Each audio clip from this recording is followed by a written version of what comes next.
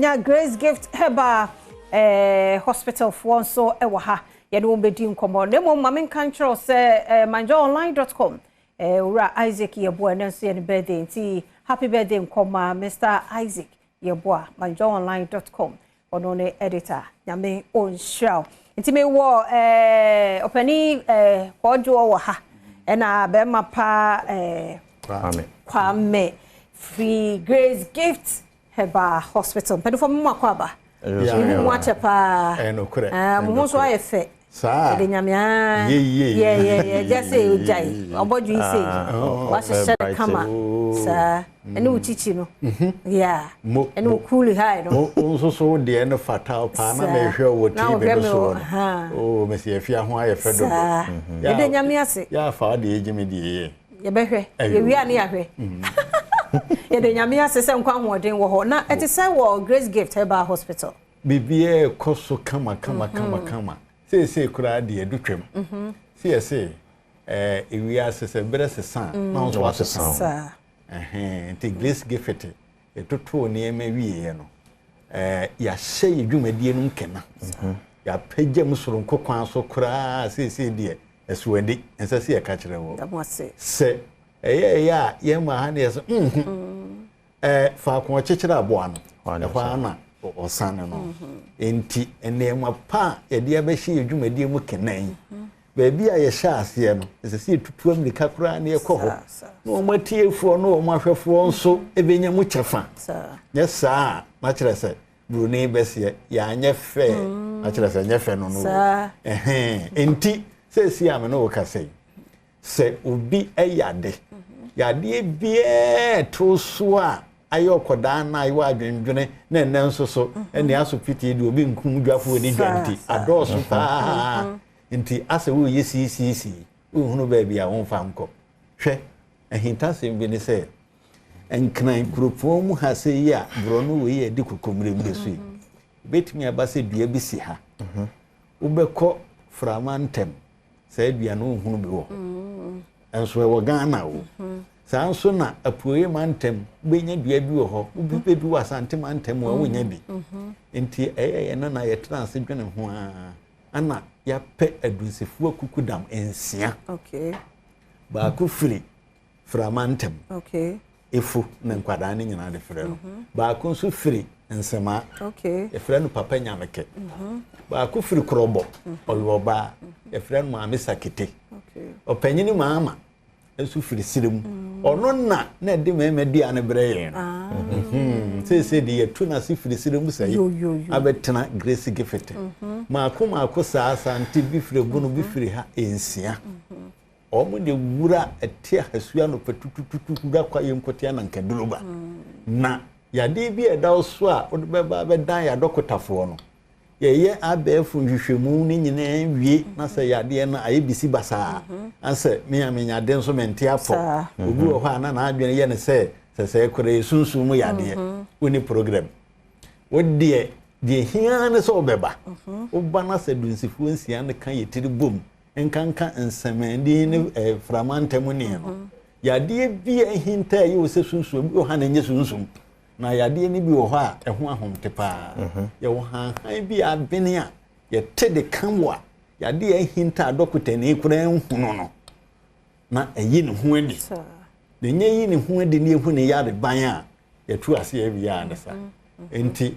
de me kan nyina ne se Grace Gift ye wo ho pa ye adwuma soroko na se de e chenka ne ma me ko atwemota petroleum nu atwemota petroleum ya ye ne family love kwada suku no ene hwe ne mu ana se kuromo nso ohwim suku nkwantana no so ohwim suku nkwantana no so memfa no ma no ntudwa na kwa me ye wachidi ye bi nso a ye de ma memo beka ho ase Cello 5 tele 2 cello tele cello 5 tele 2 cello tele ana cello 246 518 cello tele cello 246 518 Selu Tele. That say Penikojo na yenko kwa mi hoye. Me fa kakra. Enuro nemra evidence based na ha. Ye de beba na sa we fanya ya sha say de ye de beba na ya bedi honkomo. Na yesu ade na me fa kakra de ofa kan na sorry so. On say a lot of times the taika say a man for alcohol hospital doctor hu ne yare.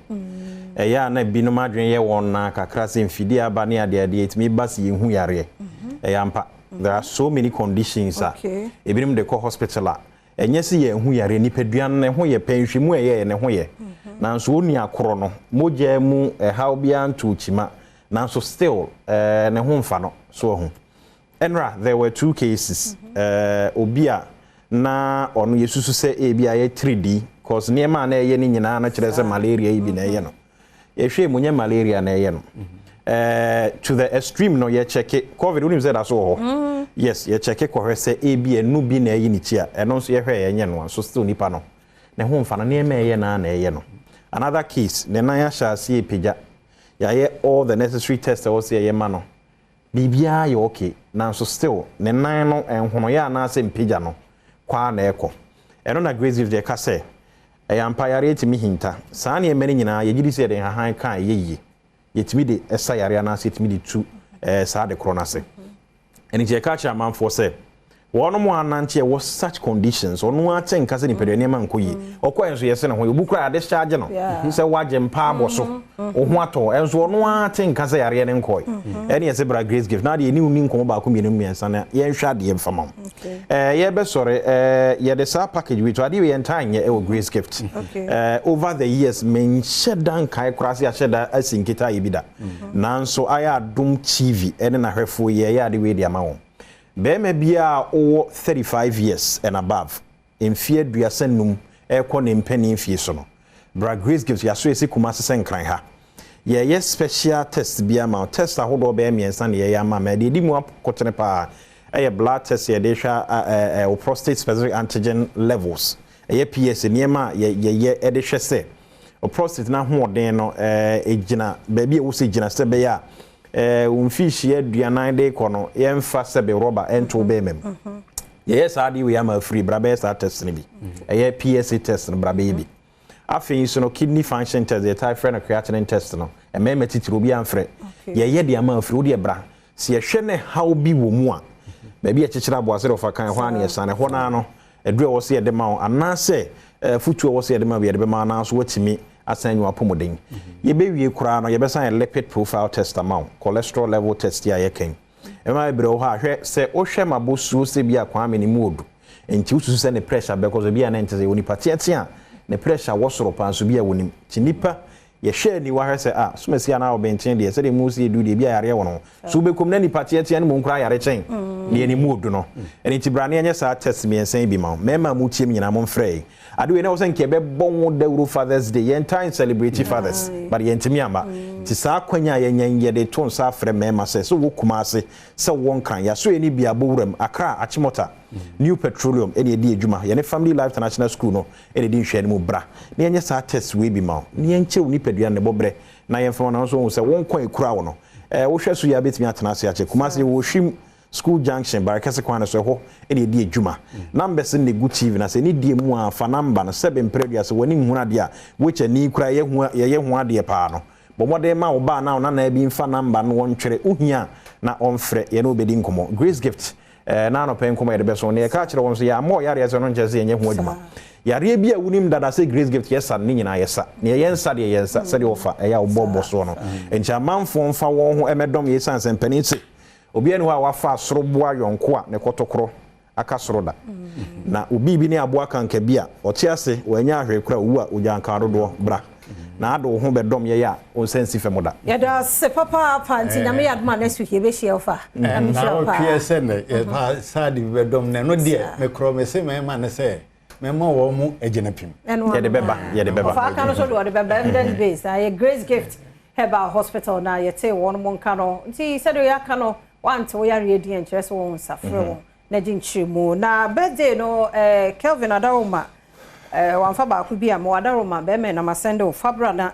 o mo ka ho nti ne yati ho nti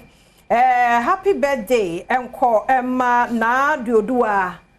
Happy birthday na duodua. Your friend auntie na ewo Tamakomti 1 market. Happy birthday enkoma na duodua. Onyame enhraw. Onyame nyo kese. Kuzise obe kese pa nti usmonso de bi by ma Gloria Sandof wo Kumase Atenga Junction. Wo batwumasi ena wish you a happy birthday ma Gloria Sandof wo Kumase Atenga Junction. Erade onhraw na onyo kese. Nti afe na Abrante Pa Kelvin de minipa di aba. Or the happy birthday nkoma na duodua. Anti na wo Tamakomti 1 market. Ene wa woda erade onhraw erade onyo kese no ma so fra dum kwa dum onsiesie ofefefe se ya odwuma wo ye bia ho ema ohawo ahada bema kwan na no pay yenkomo no ye de asie ne mom hye no so ochena yankopon ya duma sectorial debate hyase NDC ne MPP na won mo beba na wotwe bia no wa ba kire ye ne won mo yenti ochena no ye discuss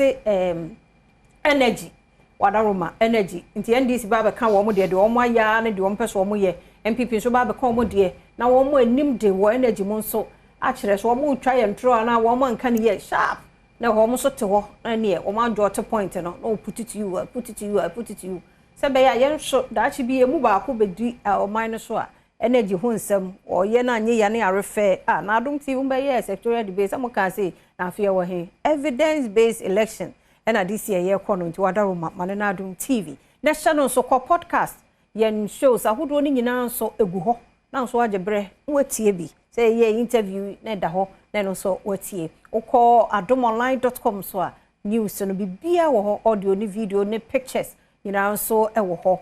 share yen wo TikTok na ho so ye TikTok ye wo ho sanom ni ade YouTube kwade 24/7 gina na so ho ye shows ni nyina so e run wo ho Facebook or share TikTok, Instagram, Facebook, babia. Nti eda se samo share kwesi ya krado. De asemidika ebeba na fe pensem mu ne nkoma hodo aka.